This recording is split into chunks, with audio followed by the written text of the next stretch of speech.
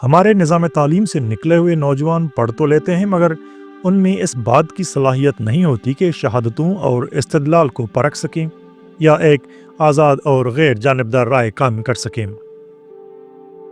تدریس کے اعتبار سے جاپان میں بہترین ابتدائی تعلیم دی جاتی ہے، مگر تدریس کے علاوہ اس کا ایک اور مقصد ہے، اور وہ ہے میکڈو کی پرستش سکھانا، جو اب جاپان میں بہت مضبوط مذہب ہے۔ لہٰذا اسکولوں کو بیک وقت تعلیم اور توہم پرستی کے لیے استعمال کیا جا رہا ہے۔ کیونکہ ہم میکڈو کی پرستش پر آمادہ نہیں ہیں، اس لیے ہم یہ سمجھ سکتے ہیں کہ اس میں کیا خرافات ہے، مگر ہمارا اپنا وہم ہمیں بالکل فطری اور قرینے کا لگتا ہے۔ آزادی فکر اور سرکاری پروپیگنڈا۔ سب سے پہلے یہ طے کر لیا جائے کہ آزادی فکر سے کیا مراد ہے۔ اس کے دو پہلو ہیں۔ محدود معنوں میں اس کا مطلب ہے وہ خیال جو مذہبی اصول کو قبول نہیں کرتا۔ ان معنوں میں آدمی آزاد خیال ہے اگر وہ عیسائی یا مسلمان یا بدھ مت یا شنٹو نہیں ہے، اور نہ ہی اس کا تعلق کسی ایسی جماعت سے ہے جو موروثی عقیدوں کو قبول کرتی ہے۔ عیسائی ممالک میں اس آدمی کو آزاد خیال کہا جاتا ہے جو اللہ پر مکمل یقین نہیں رکھتا، جبکہ کسی بھی بدھ مت کے ماننے والوں کے ملک میں آزاد خیال کہلانے کے لیے اتنا کافی نہیں ہوگا۔ میرا مقصد اس طرح سے آزادی فکر کی اہمیت کو کم کرنا نہیں ہے۔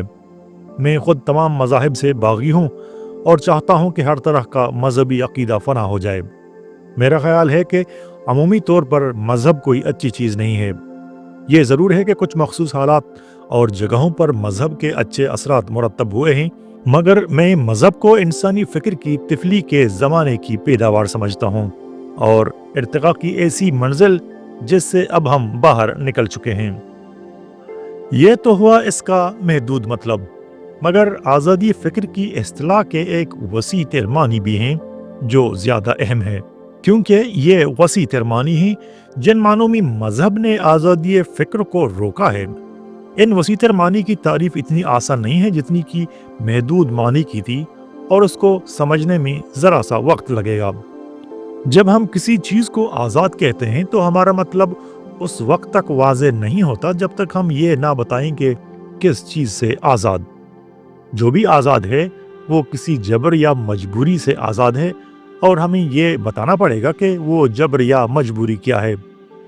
پس خیال وہ آزاد ہوتا ہے جو کسی خارجی کنٹرول سے آزاد ہو، جو اکثر موجود ہوتے ہیں۔ ان بیرونی عوامل میں وہ عوامل بھی ہیں جو ہماری سوچ کی آزادی پر اثر انداز ہو سکتے ہیں، اور ان میں سے کچھ تو واضح ہیں مگر کچھ مبہم اور لطیف ہیں۔ ہم بالکل واضح والے عوامل سے شروع کرتے ہیں۔ اگر کسی بھی قسم کی آراء کے رکھنے یا نہ رکھنے یا اپنے عقیدے بیان کرنے یا نہ کرنے پر کسی قسم کی قانونی پابندی یا سزا کا اطلاق ہو تو اس کا مطلب ہے کہ خیال آزاد نہیں ہے۔ اس قسم کی بنیادی آزادی بھی دنیا کے بہت کم ملکوں میں نصیب ہوئی ہے۔ انگلستان میں کلمہ کفر کے قانون کے تحت عیسائی مذہب کو نہ ماننا قانون کی خلاف ورزی ہے، گو کہ اس کا اطلاق صاحبان ثروت پر نہیں ہوتا۔ عدم مزاحمت کے بارے میں حضرت عیسیٰ کی تعلیمات کا پرچار کرنا بھی غیر قانونی ہے۔ لہٰذا ہر وہ شخص جو مجرم بننا نہیں چاہتا، اس کے لیے ضروری ہے کہ وہ یہ کہے کہ وہ حضرت عیسیٰ کی تعلیمات کو مانتا ہے، مگر یہ نہ کہے کہ وہ تعلیمات کیا ہیں۔ امریکہ میں داخلے کے لیے ضروری ہے کہ یہ اعلان کیا جائے کہ داخل ہونے والا طوائف الملوکی اور کثیر الازواجی پر یقین نہیں رکھتا، اور جب وہ داخل ہو جائے تو اس کو اشتراکیت کی بھی نفی کرنی ضروری ہے۔ جاپان میں میکڈو کے الوہی ہونے پر ایمان نہ رکھنے کا اظہار غیر قانونی ہے، لہٰذا دنیا کے ملکوں کا سفر خاصا خطرناک کام ہے۔ ایک مسلمان، ٹالسٹائن، بالشویک یا عیسائی اگر اس یاترا پر نکلے تو کہیں نہ کہیں اس کے مجرم ٹھہرائے جانے کا امکان ہے، ورنہ اس کے لیے ضروری ہے کہ وہ ان معاملات پر اپنی زبان بند رکھے جن کو وہ بہت اہم سچائیاں مانتا ہے۔ ظاہر ہے کہ اس قسم کی پابندی نچلے درجے کے لوگوں کے لیے ہے۔ اونچے درجے کے لوگ جو چاہیں کر سکتے ہیں، بشرطے کہ وہ جارحانہ دخل اندازی سے گریز کریں۔ اس سے یہ بات تو بالکل واضح ہو گئی کہ خیال کی آزادی کے لیے جو سب سے بنیادی اور ابتدائی شرط ہے وہ ہے اظہار رائے کے خلاف تعزیری قوانین کا خاتمہ۔ کوئی بھی ملک ابھی اس حد تک نہیں پہنچا، حالانکہ بیشتر یہ سمجھتے ہیں کہ وہ پہنچ چکے ہیں۔ جن آراء کے اظہار پر ابھی تک پابندی ہے وہ زیادہ تر لوگوں کو اتنی غیر اخلاقی اور بھیانک لگتی ہیں کہ ان کے خیال میں برداشت اور عدم تشدد کے اعلیٰ اصول ان پر لاگو نہیں ہوتے، مگر یہ وہی اصول ہیں جن کے تحت رومی کیتھولک کلیسا نے 13ویں سے 19ویں صدی تک ان تمام لوگوں پر مظالم کیے جو ان کے عقیدے کو نہیں مانتے تھے۔ ایک زمانہ تھا کہ پروٹسٹنٹ مذہب اتنا ہی برا لگتا تھا جتنا کہ آج کل بالشویک لگتے ہیں، مگر اس بات سے خدا را یہ نہ سمجھ لیجئے گا کہ میں پروٹسٹنٹ ہوں یا بالشویک ہوں۔ بہرحال جدید دنیا میں قانونی تعزیرات آزادی خیال کی راہ میں سب سے چھوٹی رکاوٹ ہیں۔ دو بہت بڑی رکاوٹیں ہیں: معاشی جرمانہ یا سزا اور شہادت کی مسخ شدگی اور توڑ مروڑ۔ ظاہر ہے کہ فکر آزاد نہیں کہلائے گی اگر کسی خاص رائے کے رکھنے کا مطلب بے روزگاری ہو، اور یہ بھی صاف ظاہر ہے کہ اگر کسی اختلاف رائے میں ایک طرف کا نقطہ نظر جاذب نظر اور خوبصورت بنا کر پیش کیا جائے، جبکہ دوسری طرف کے استدلال کو جاننے کے لیے کھوج کرنی پڑے، تو بھی فکر آزاد نہیں کہی جا سکے گی۔ یہ دونوں رکاوٹیں سوائے چین کے جو آزادی کی آخری پناہ گاہ ہے یا تھی، باقی تمام ممالک میں کھل کر پائی جاتی ہیں۔ یہ وہ رکاوٹیں ہیں جن کے بارے میں بات کرنا چاہوں گا، ان کی وسعت، ان کے بڑھنے کے امکانات اور ان کے گھٹنے کے امکانات کے بارے میں۔ ہم کہہ سکتے ہیں کہ فکر اس وقت آزاد ہوتی ہے جب اسے دوسرے افکار سے مقابلے کا آزادی کے ساتھ موقع ملے، یعنی جب ہر فکر کو یہ حق حاصل ہو کہ اس کا نقطہ نظر کھل کر بیان کیا جا سکے اور ان میں کسی کے بھی ساتھ کوئی قانونی یا مالی فائدہ یا نقصان منسلک نہ ہو۔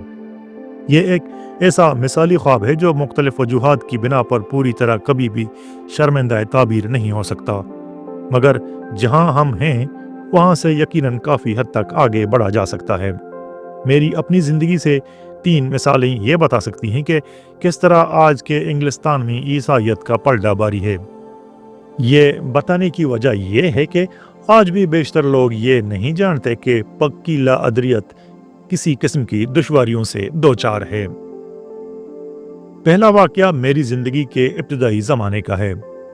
میرے والد ایک آزاد خیال آدمی تھے، مگر ان کا انتقال اس وقت ہوا جب میں صرف 3 سال کا تھا۔ وہ چاہتے تھے کہ میں توہمات سے آزاد رہوں، اس لیے انہوں نے 2 آزاد خیال لوگوں کو میرا سرپرست بنا لیا۔ عدالتوں نے ان کی اس وصیت کو رد کر دیا اور مجھے عیسائی مذہب کی تعلیم دی گئی۔ اگر میرے والد نے یہ کہا ہوتا کہ مجھے مذہبی اسکولوں میں تعلیم دلوا جائے تو پھر عدالتیں کسی اعتراض کے بارے میں سوچ بھی نہیں سکتی تھیں۔ والدین کو اس بات کا پورا حق حاصل ہے کہ ان کے مرنے کے بعد ان کے بچے کس طرح کے توہمات میں مبتلا ہوں، مگر انہیں یہ حق حاصل نہیں ہے کہ اگر ممکن ہو تو ان کے بچوں کو ہر قسم کے توہمات سے آزاد رکھا جائے۔ دوسرا واقعہ 1910 میں پیش آیا۔ اس زمانے میں میرا یہ ارادہ ہوا کہ میں لبرل پارٹی کی طرف سے اسمبلی کا الیکشن لڑوں، اور مجھے ایک حلقہ دے دیا گیا۔ میں نے لبرل ایسوسی ایشن سے خطاب کیا اور میری نامزدگی یقینی ہو گئی، مگر ایک بااثر کمیٹی کے سامنے میں نے اقرار کیا کہ میں لا ادری ہوں۔ انہوں نے پوچھا کہ کیا یہ بات لوگوں کو پتہ چل جائے گی؟ تو میں نے کہا ہاں، پتہ تو چل جائے گی۔ انہوں نے پوچھا کہ کیا میں کبھی کبھار چرچ جانے کو تیار ہوں؟ تو میں نے کہا کہ نہیں۔ نتیجہ یہ کہ انہوں نے کسی اور صاحب کو چن لیا جو جیت بھی گئے اور آج پارلیمنٹ کے ممبر بھی ہیں۔ تیسرا واقعہ اس کے فوراً بعد ہوا۔ مجھے ٹرینٹی کالج نے دعوت دی کہ میں وہاں لیکچرر ہو جاؤں، مگر وہ مجھے فیلو نہیں بنائیں گے۔ ان دونوں میں کوئی اضافی فرق نہیں تھا، بلکہ فرق یہ تھا کہ فیلو کالج کی انتظامیہ میں شامل ہوتا ہے اور اس کو سوائے کسی اخلاقی جرم کے نکالا نہیں جا سکتا۔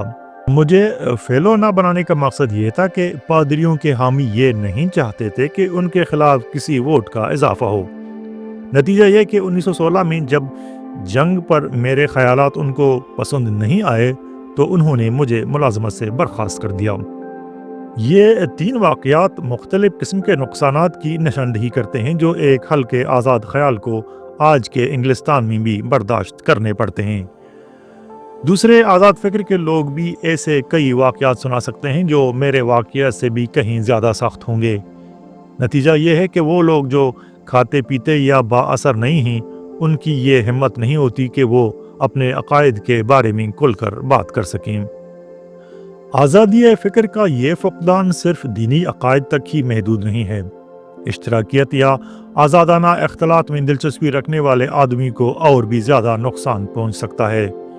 ایسے خیالات رکھنا نہ صرف یہ کہ دشواری کا باعث ہو سکتا ہے، بلکہ ان کی موافقت میں کسی قسم کے استدلال کا ابلاغ بھی بہت مشکل ہے۔ دوسری طرف روس میں صورتحال اس کے بالکل برعکس ہے۔ سکون اور طاقت حاصل کرنے کے لیے الحاد، اشتراکیت اور آزاد اختلاط کے گن گانا ضروری ہے، اور ان چیزوں کے خلاف کچھ نہیں کہا جا سکتا۔ نتیجہ یہ ہے کہ روس میں دیوانوں کا ایک ٹولہ مشکوک نظریوں کے بارے میں مکمل یقین رکھتا ہے، جبکہ باقی دنیا میں دیوانوں کا ایک اور ٹولہ ان نظریوں کے بالکل برعکس نظریوں کے بارے میں جو اتنے ہی مشکوک ہیں مکمل یقین رکھتا ہے۔ ظاہر ہے کہ ان حالات میں دونوں طرف سوائے جنگ، تلخی اور ظلم کے اور کیا ہو سکتا ہے۔ ولیم جیمز ایمان کی استقامت کا پرچار کرتے تھے۔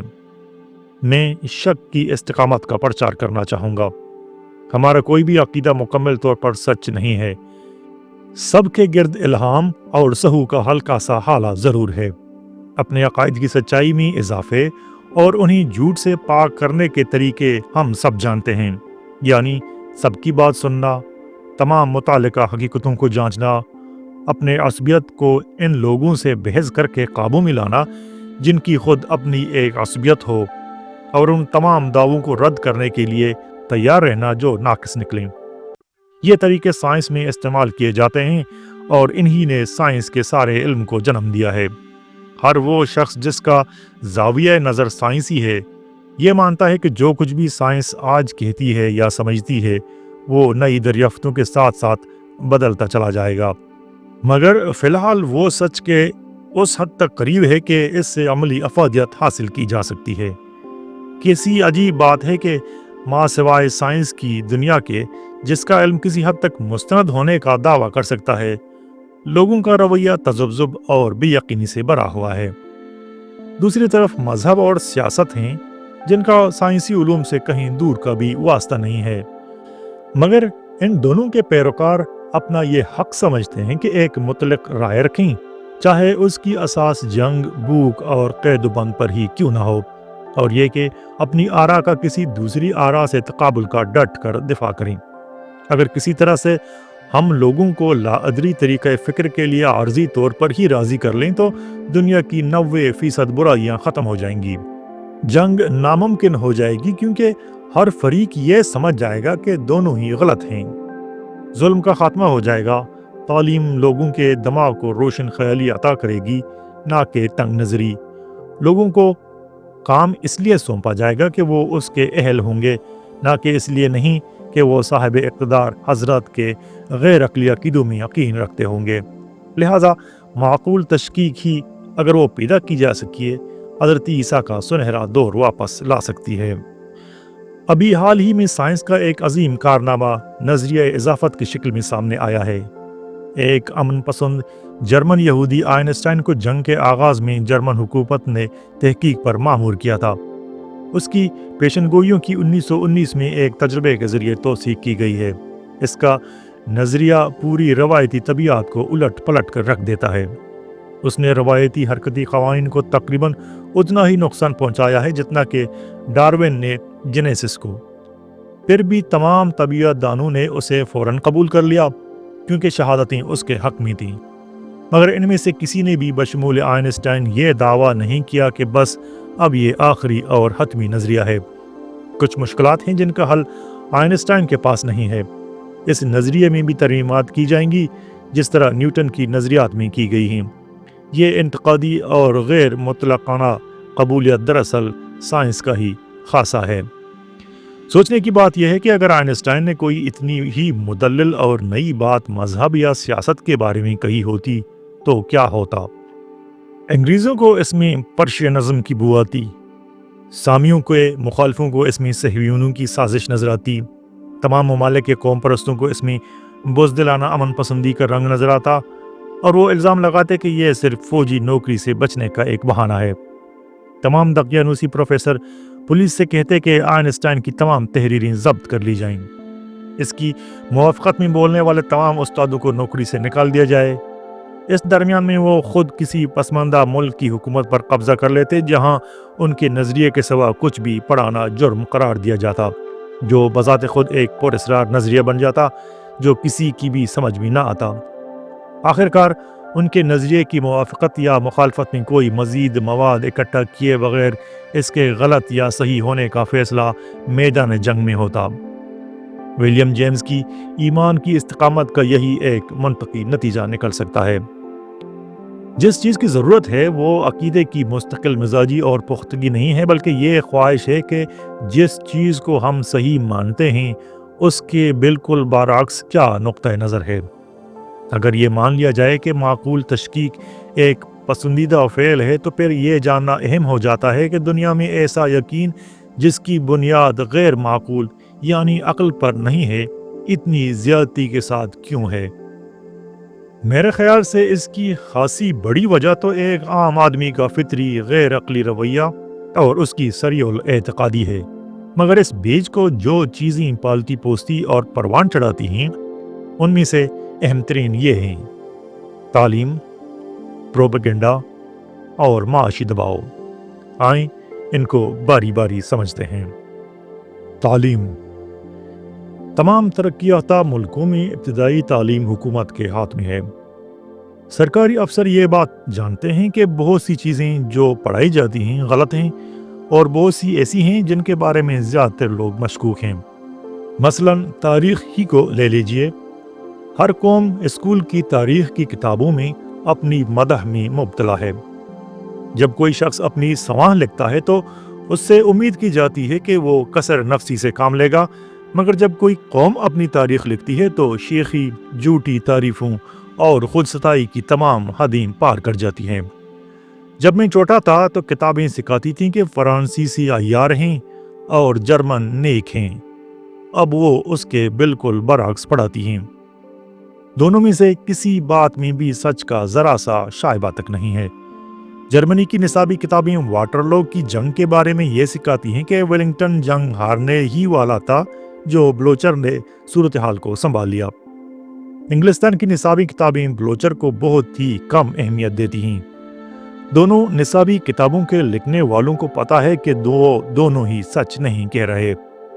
امریکی نصابی کتابیں شدت کے ساتھ برطانیہ کے خلاف ہوتی تھیں۔ جنگ کے بعد سے برطانیہ اچھا ہو گیا ہے۔ دونوں صورتوں میں سچ کوئی بھی نہیں۔ اس کے بعد سے امریکی نظام تعلیم کا ایک بڑا مقصد ہجرت کر کے امریکہ آنے والے بچوں کو اچھے امریکی بنانا ہے۔ غالباً یہ بات کسی کی سمجھ میں نہیں آئی کہ ایک اچھے امریکی کے لیے ایک اچھے جرمن یا ایک اچھے جاپانی کی طرح لازم ہوگا کہ وہ ایک برا آدمی بھی ہو۔ ایک اچھا امریکی وہ مرد یا عورت ہے جو اس خیال سے سرشار ہے کہ امریکہ دنیا کا سب سے اچھا ملک ہے اور ہر لڑائی جھگڑے میں اس کی حمایت کرنی چاہیے۔ ہو سکتا ہے کہ یہ ساری باتیں سچ ہوں، اور اگر ایسا ہو تو کسی بھی معقول آدمی کو اس پر کوئی اعتراض نہیں ہوگا، مگر اگر یہ سچ ہے تو پھر یہ بات ہر جگہ پڑھائی جانی چاہیے، صرف امریکہ میں نہیں۔ یہ بات مشکوک اس لیے ہو جاتی ہے کہ اس ملک کے باہر جہاں وہ پڑھائی جا رہی ہیں کوئی بھی اس سے متفق نہیں ہوتا۔ اس طرح تمام ملکوں کی حکومتیں بے چارے معصوم بچوں کو بے سر و باتیں سکھائے چلی جاتی ہیں، جس کا مقصد یہ ہے کہ وہ ان حکومتوں کے منحوس منصوبوں کے لیے جان دینے کو یہ سوچ کر تیار ہوں کہ وہ حق اور سچائی کے لیے لڑ رہے ہیں۔ یہ انگنت طریقوں میں سے ایک ہے جس کے ذریعے تعلیم حقیقی علم کے بجائے لوگوں کو حکومتوں کی مرضی کا غلام بنا دیتی ہے۔ زبردست دغا اور فریب کے بغیر جمہوریت کے بحروب کو بچانا ناممکن ہے۔ تعلیم کے معاملے کو ختم کرنے سے پہلے میں امریکہ کی ایک اور مثال دینا چاہوں گا، اس لیے نہیں کہ وہ باقی ملکوں سے بدتر ہے، بلکہ اس لیے کہ وہ سب سے زیادہ ترقی یافتہ ہے اور یہ خطرات اس میں گھٹنے کے بجائے بڑھ رہے ہیں۔ نیو یارک کی ریاست میں بغیر اجازت کے کوئی اسکول قائم نہیں کیا جا سکتا، چاہے اس کے لیے ساری رقم نجی پیسے سے ہی کیوں نہ فراہم کی جائے۔ ایک حالیہ قانون کے مطابق ایسے اسکولوں کی اجازت نہیں ہوگی جہاں کسی بھی طریقے سے اس نظریے کی تعلیم دی جائے کہ باقاعدہ حکومت کو طاقت، تشدد یا غیر قانونی طریقے سے بدلا جا سکتا ہے، اور ظاہر ہے کہ کوئی بھی حکومت اس سے مبرہ نہیں۔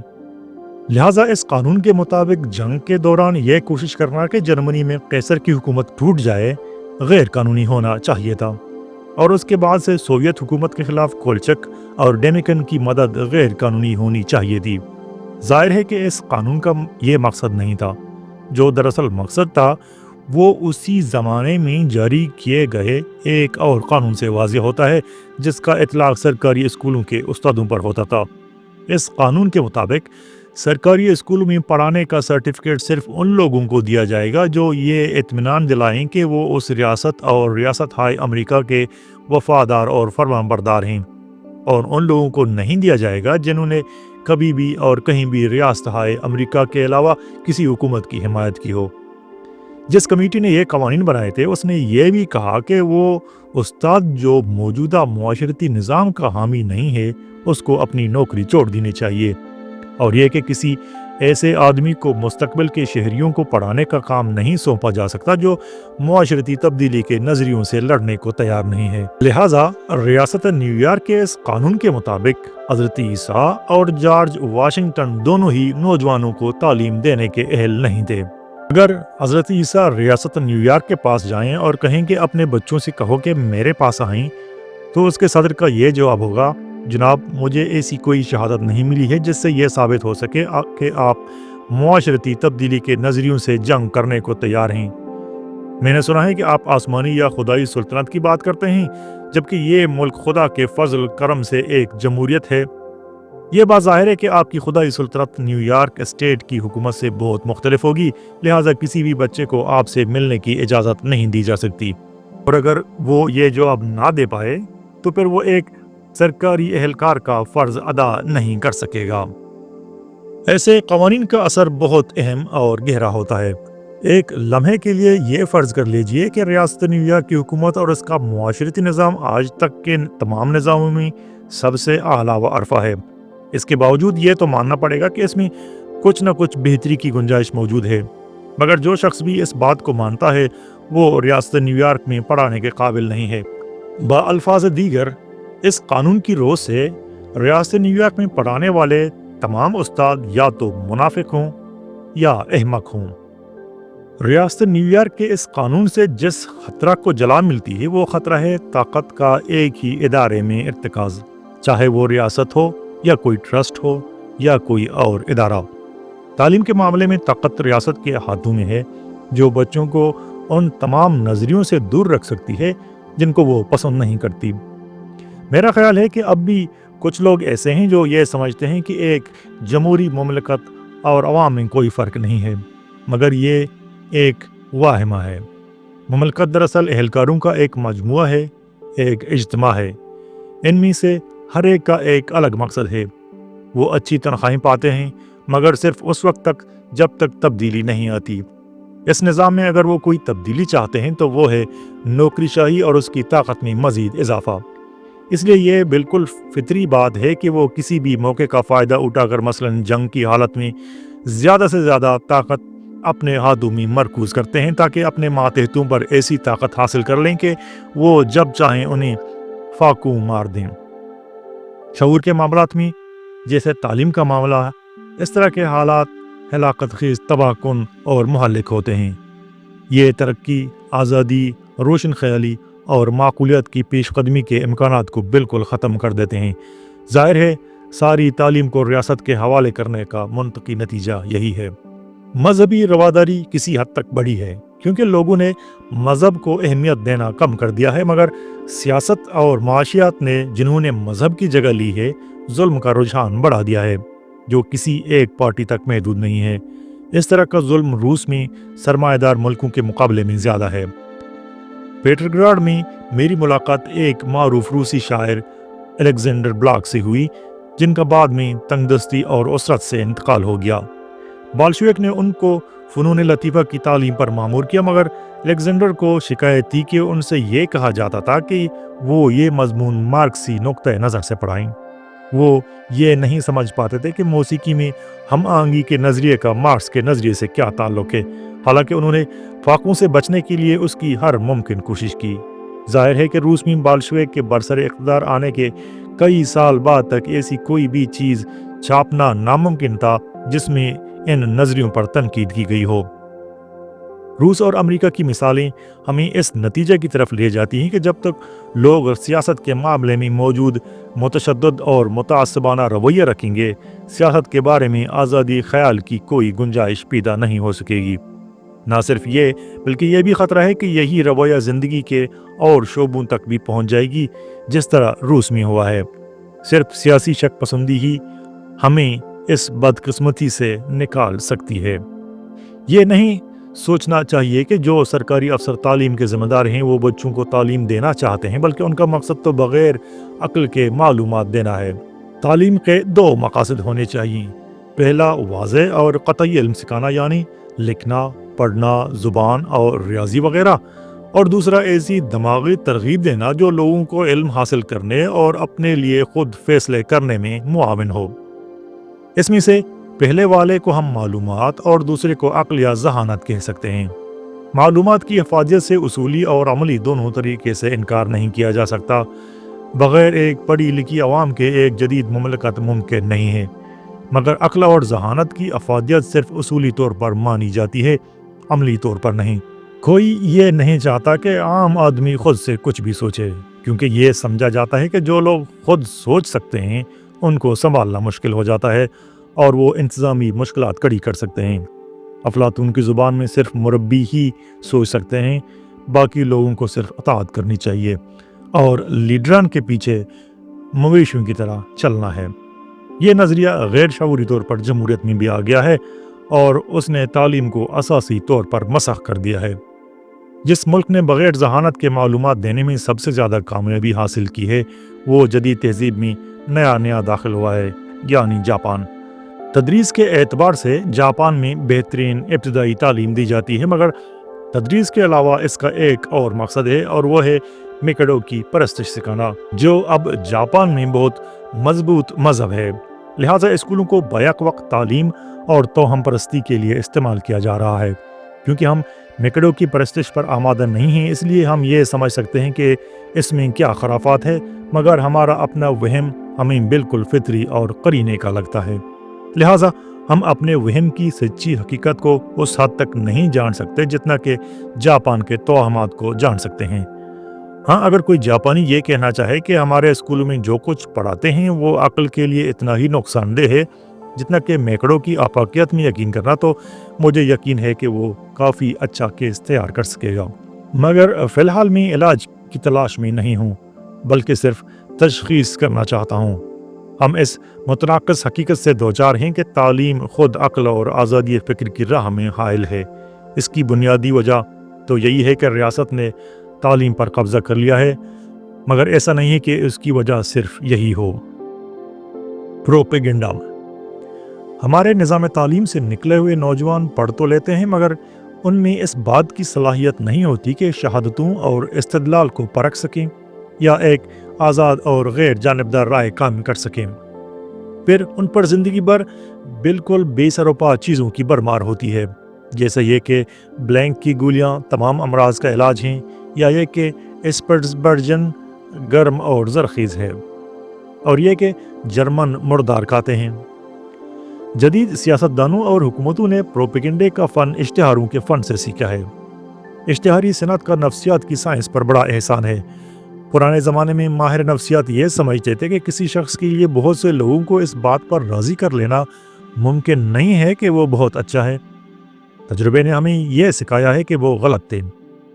اگر میں ایک مجمع میں جا کر کھڑے ہو کر یہ کہوں کہ میں بہت منکسر اور اعتدال پسند آدمی ہوں تو وہ مجھ پر ہنسیں گے، لیکن اگر میرے پاس اتنے پیسے ہوں کہ میں یہی بات بسوں پر، سڑک کے کنارے اور بورڈوں پر لکھ دوں تو سب لوگ یہ بات مان جائیں گے کہ میں شہرت سے گھبراتا ہوں۔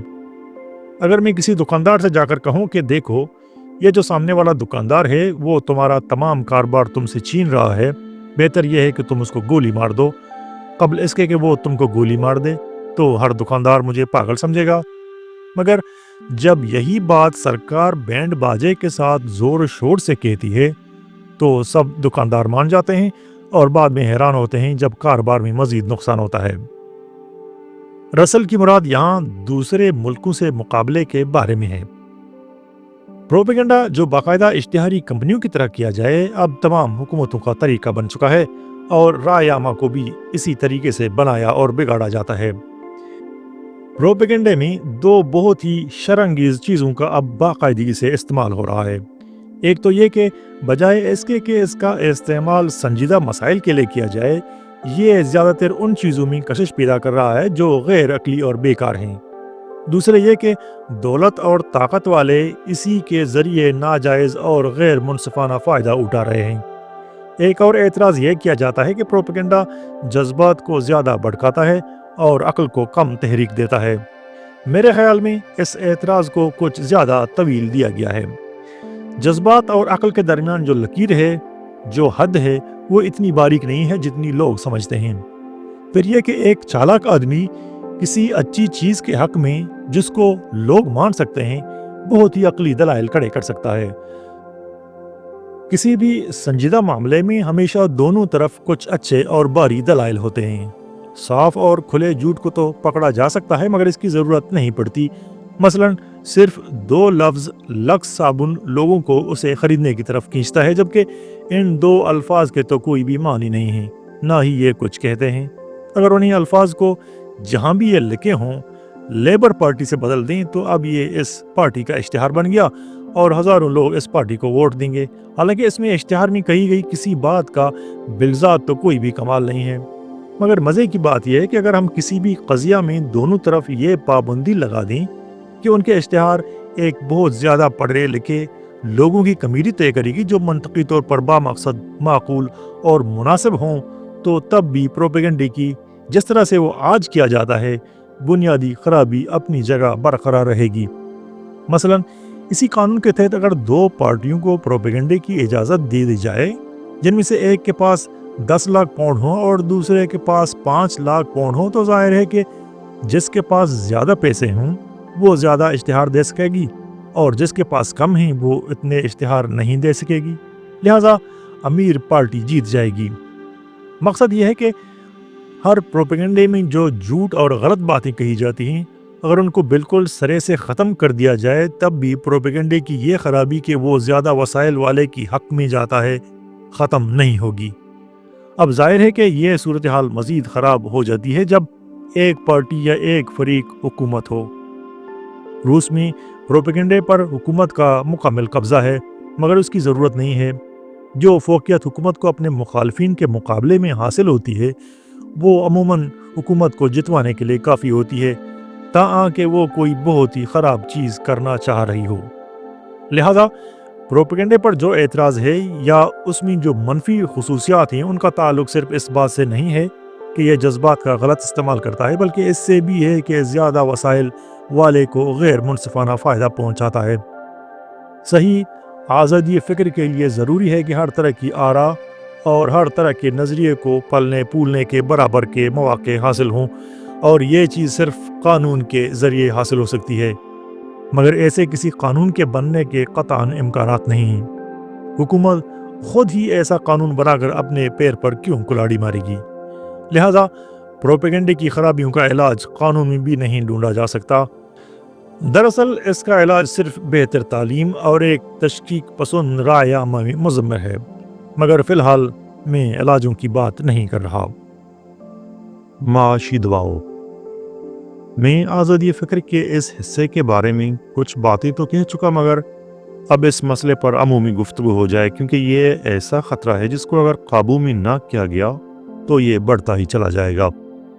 روس آزادی فکر کے خلاف معاشی دباؤ کی بہترین مثال ہے، جہاں تجارتی معاہدے سے پہلے حکومت کسی بھی شخص کو جس کی رائے سے وہ اتفاق نہ کرتی ہو فاقے کروا سکتی ہے، مگر باقی ممالک بھی کچھ زیادہ پیچھے نہیں۔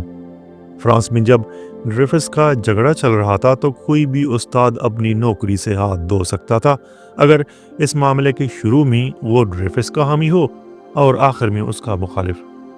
اسی طرح میں نہیں سمجھتا کہ امریکہ میں کسی بھی پروفیسر کو نوکری ملے گی اگر وہ اسٹینڈرڈ آئل کمپنی پر کسی بھی قسم کی تنقید کرے، کیونکہ سبھی سیاستدان اس کے مالک مسٹر راک فلر سے کچھ نہ کچھ حاصل کرنا چاہتے ہیں۔ سوشلسٹوں کی بھی امریکہ میں بری حالت ہے، اور جب تک کہ وہ غیر معمولی طور پر قابل نہ ہوں ان کے لیے روزگار تلاش کرنا آسان نہیں ہے۔ ایک اور رجحان جو ہر اس جگہ بڑھ رہا ہے جہاں صنعت نے ترقی کر لی ہے وہ ہے صنعتوں کو ٹرسٹ اور اجارہ داروں کے ذریعے کنٹرول کرنا۔ اس کا اثر یہ ہوتا ہے کہ کارکنان کی تعداد آہستہ آہستہ کم ہوتی چلی جاتی ہے اور غیر قانونی کھاتے رکھنے میں آسانی ہوتی ہے، جن کے ذریعے ان لوگوں کو فاقوں مار دیا جاتا ہے جو ان بڑی کمپنیوں کی کاسہ لیسی کرنے کو تیار نہیں ہوتے۔ صنعتی اجارہ داری کے بڑھتے ہوئے رجحان نے امریکہ میں وہ برائیاں بھی پیدا کی ہیں جن کا تعلق اس ریاستی اشتراکیت سے ہے جو روس میں ہے۔ شخصی آزادی کے اعتبار سے اس بات سے کچھ فرق نہیں پڑتا کہ لوگوں کے لیے روزگار کا واحد ذریعہ حکومت ہو جیسے روس میں، یا ٹرسٹ یا اجارہ دار کمپنیاں جیسے امریکہ میں۔ امریکہ میں جو صنعتی طور پر سب سے زیادہ ترقی یافتہ ملک ہے، اور اسی طرح دوسرے صنعتی ممالک میں ایک عام شہری کے لیے ضروری ہے کہ وہ چند بڑے لوگوں سے کوئی جھگڑا مول نہ لے، اور ان بڑے لوگوں کا مذہبی، اخلاقی اور سیاسی اعتبار سے ایک ہی نقطہ نظر ہے، اور وہ یہ چاہتے ہیں کہ ان کے ملازمین ان کے نقطہ نظر سے کم از کم ظاہری طور پر کوئی اختلاف نہ کریں۔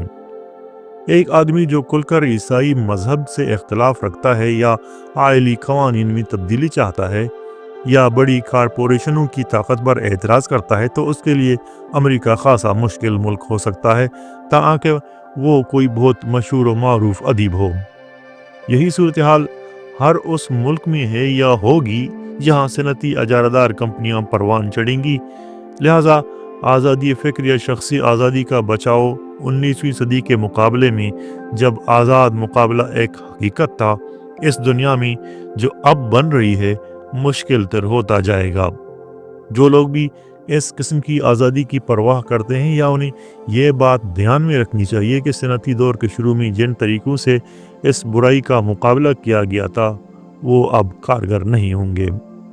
دو اصول ایسے ہیں جن پر اگر عمل کر لیا جائے تو تقریباً تمام معاشرتی مسائل حل ہو سکتے ہیں۔ ایک تو یہ کہ تعلیم لوگوں کو یہ سکھائے کہ انہی باتوں پر یقین کریں جن کی سچائی کے بارے میں زیادہ نہ صحیح کچھ تھوڑا بہت معقول استدلال ضرور موجود ہو۔ دوسرے یہ کہ نوکری صرف اہلیت کی بنیاد پر دی جائے۔ پہلے دوسرے مسئلے پر گفتگو کرتے ہیں۔ کسی شخص کو اس کے اخلاقی، مذہبی اور سیاسی اعتقادات کی بنیاد پر روزگار دینا دراصل جبر اور ظلم کی جدید قسم ہے۔ یہ اتنی ہی بری اور اتنی ہی بڑی بن سکتی ہے جیسی کہ یورپ میں 13ویں سے 19ویں صدی تک انکوزیشن تھی۔ موجودہ اور پہلے کی آزادیاں وہ جو بھی تھیں برقرار رکھی جا سکتی ہیں، مگر وہ کسی کام کی نہیں ہوں گی۔ اگر عملی طور پر کسی خاص نظریے یا آرا کی وجہ سے کسی کو فاقے کرائے جا سکتے ہیں تو اس کے لیے اس سے کوئی فرق نہیں پڑتا کہ ان آرا کی بنیاد پر اس کو قانونی سزا نہیں ہوگی۔ جیسا کہ اس وقت مغرب میں ہے، آپ کو قانونی طور پر کوئی یہ نہیں کہہ سکتا کیونکہ آپ کالے ہیں یا مسلمان ہیں یا چینی ہیں اس لیے آپ کو نوکری نہیں ملے گی یا کوئی اور حق نہیں ملے گا، مگر عملی طور پر یا معاشی طور پر یہ تفریق کی جاتی ہے۔ عام لوگوں کا یہ خیال ہے کہ کسی شخص کو اس وجہ سے فاقے کروانا کہ وہ فلاں چرچ کا پیرو نہیں ہے یا سیاست میں کٹر قسم کی سوچ رکھتا ہے غلط ہے۔ اسی قسم کی ہمدردی ان لوگوں کے ساتھ نہیں ہے جو ملحد یا مورمن یا انتہا پسند اشتراکی ہیں، یا وہ جو عورتوں اور مردوں کے تعلقات کے بارے میں آزادی چاہتے ہیں۔ ایسے لوگوں کو فاسق، برا اور عیار سمجھا جاتا ہے اور ان کی نوکری نہ دینا بالکل حق مانا جاتا ہے۔ ابھی تک لوگوں کی سمجھ میں یہ نہیں آیا کہ ترقی یافتہ صنعتی ریاست میں اس سے برا ظلم اور تشدد کوئی نہیں ہو سکتا۔ اگر اس خطرے کا صحیح ادراک کر لیا جائے تو اس کے خلاف رائے عامہ کو ہموار کیا جا سکتا ہے، اور یہ بات منوائی جا سکتی ہے کہ انسان کے اعتقادات کا اس کی نوکری سے کوئی تعلق نہیں ہونا چاہیے۔ اقلیتوں کے حقوق کا بچاؤ بے حد ضروری ہے، اور ہم میں سے کوئی بھی اپنے کو کسی دن اقلیت میں پا سکتا ہے۔ اس لیے ہم سب کے حق میں یہی بہتر ہے کہ اکثریت کے ظلم کو روکا جائے، مگر سوائے رائے عامہ کو اس کے خلاف ہموار کرنے کے لیے اور کوئی چیز اس مسئلے کو حل نہیں کر سکتی۔ اشتراکیت اس کو مزید الجھا دے گی، کیونکہ وہ ان ممکنات کو بھی ختم کر دے گی جو اکا دکا اچھے آجروں کی وجہ سے موجود ہیں۔ صنعتی ترقی میں ہر پچھلی سے بڑی صنعت حالات کو مزید خراب کرتی جا رہی ہے، کیونکہ اس طرح آزاد آجروں کی تعداد گھٹتی جا رہی ہے، یعنی بڑی کمپنیوں کا اثر رسوخ بڑھتا جا رہا ہے۔ یہ جنگ بھی بالکل اسی طرح لڑنی چاہیے جس طرح مذہبی آزادی اور رواداری کی جنگ لڑی گئی تھی، اور مذہبی معاملے کی طرح اس معاملے میں بھی عقائد کی سختی میں کمی ایک بہت بڑا اور اہم عنصر ہوگا۔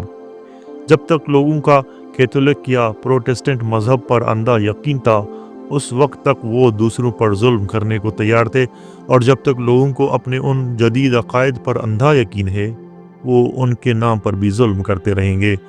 تحمل، برداشت اور رواداری پر عمل پیرا ہونے کے لیے تھوڑا بہت شک ضروری ہے، حالانکہ ان سب کو اصولی طور پر ماننے کے لیے اس کی ضرورت نہیں ہے۔ اور یہ بات مجھے میرے دوسرے نقطے کی طرف لاتی ہے، جس کا تعلق تعلیم کے نصب العین سے ہے۔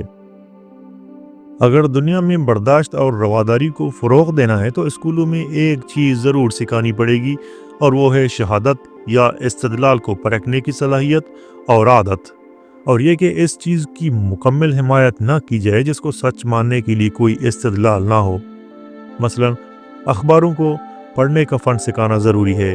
استادوں کو چاہیے کہ کوئی ایسا واقعہ لیں جس پر کافی سال پہلے خوب سیاسی بحث و مباحثہ ہوا ہو، پھر بچوں کو یہ بتائیں کہ ان اخباروں نے کیا لکھا جو اس مسئلے کے حامی تھے، اور انہوں نے کیا لکھا جو مخالف تھے، اور پھر یہ کہ انہوں نے کیا لکھا جو غیر جانبدار تھے۔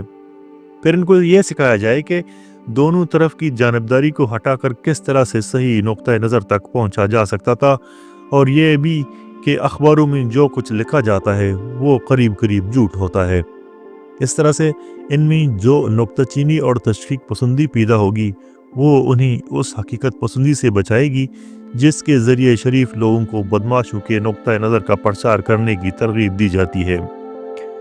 تاریخ بھی اسی طرح پڑھائی جانی چاہیے۔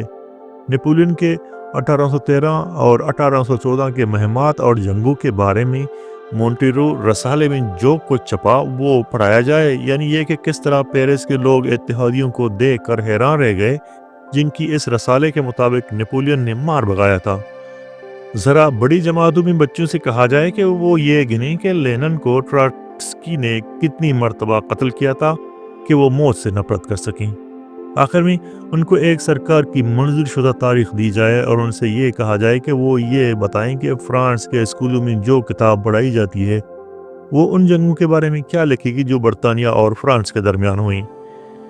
یہ ان بچوں کے لیے ایک اچھا شہری بننے کے لیے کہیں زیادہ بہتر تربیت ہوگی ان گھٹیا اور فرسودہ اخلاقی اصولوں کے مقابلے میں جن کے بارے میں کچھ لوگوں کا خیال ہے کہ ان سے اچھے شہری کی عادات کو استوار کیا جا سکتا ہے۔ میرا خیال ہے کہ اس بات کو تسلیم کیا جانا چاہیے کہ دنیا میں جو خرابیاں ہیں ان کی وجہ ذہانت کی کمی بھی اسی حد تک ہے جس حد تک اخلاقی برائیاں، مگر انسان نے ابھی تک اخلاقی خرابیوں کو ختم کرنے کا کوئی نسخہ نہیں ڈھونڈا ہے۔ تبلیغ اور پند و نصیحت صرف موجودہ منافقت میں اضافہ کر سکتے ہیں، جبکہ ذہانت کو ان طریقوں سے جو ہر اچھا ماہر تعلیم جانتا ہے آسانی سے بہتر کیا جا سکتا ہے۔ لہٰذا جب تک کہ نیکی اور راست بازی سکھانے کا کوئی طریقہ نہیں دریافت ہوتا، ترقی کا راستہ ذہانت کے فروغ سے ہموار ہوگا، نہ کہ اخلاقیات کے فروغ سے۔ ذہانت کی راہ میں سب سے بڑی رکاوٹ سری الاعتقادی ہے، اور سری الاعتقادی کو بڑی حد تک موجودہ دروغ گوئی کے طریقوں کے بارے میں تعلیم دے کر کم کیا جا سکتا ہے۔ سری الاعتقادی آج کی دنیا میں پہلے کے مقابلے میں کہیں زیادہ بڑی برائی ہے، کیونکہ تعلیم عام ہونے کے ساتھ ساتھ معلومات، یعنی وہ معلومات جو دروغ گوئی پر مبنی ہیں، کو دوسروں تک پہنچانا بہت آسان ہو گیا ہے، اور جمہوریت کی وجہ سے حکمران طبقے کے لیے غلط معلومات فراہم کرنا بھی زیادہ اہم ہو گیا ہے، چنانچہ اخباروں کی ترسیل بھی بڑھتی جا رہی ہے۔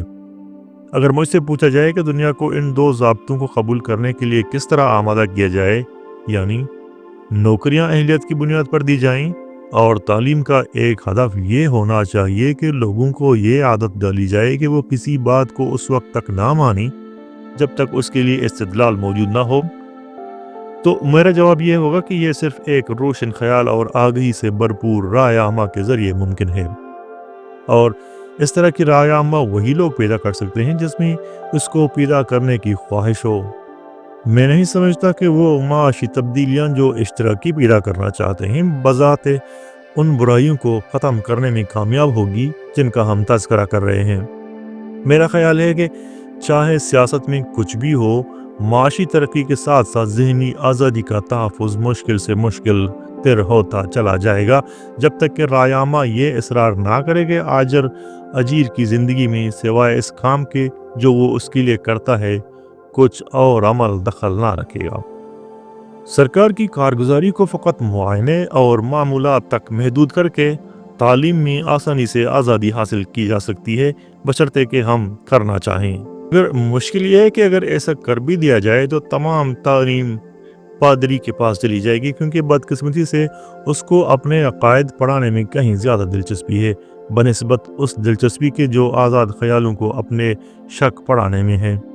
مگر بہرحال اس سے یہ ضرور ہوگا کہ سب کو آزاد فضا میسر آئے گی اور آزاد خیال بھی اپنی تعلیم عام کر سکیں گے اور ان کا دل چاہے تو۔ اس سے زیادہ ہمیں قانون سے کچھ اور توقع نہیں رکھنی چاہیے۔ اس پورے مضمون میں میری یہی استدعا رہی ہے کہ ایک سائنسی مزاج کو فروغ دیا جائے جو سائنسی نتائج کے علم سے بالکل مختلف چیز ہے۔